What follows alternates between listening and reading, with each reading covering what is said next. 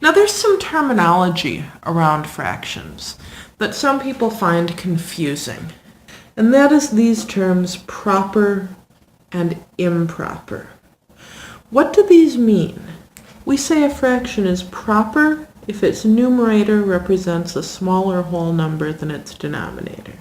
So for example, 1/2, 3/5, 85/89, 3/100, and so on.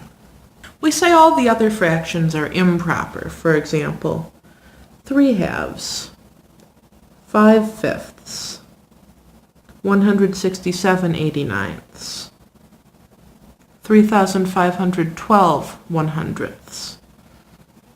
So what do we mean by using this term improper? Do we mean that it's a bad fraction, it has poor manners, it ought to put on pants if it wants to continue being a number today?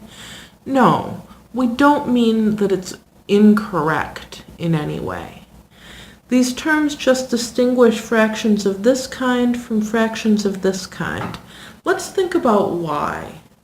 I'm going to draw these 4 fractions on a number line. I'm going to not draw fractions with huge denominators because they're kind of hard to see, really.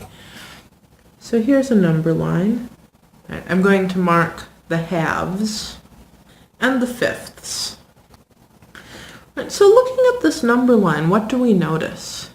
We notice that over here, to the left of this whole number mark for 1, we have the proper fractions.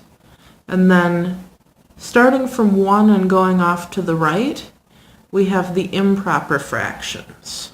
So what is it about these proper fractions that's different? Proper fractions represent numbers that are less than 1. But the fact that these other fractions are improper doesn't make them in any way incorrect or poor representations of these numbers. It just describes this property of the numerator being at least as large as the denominator.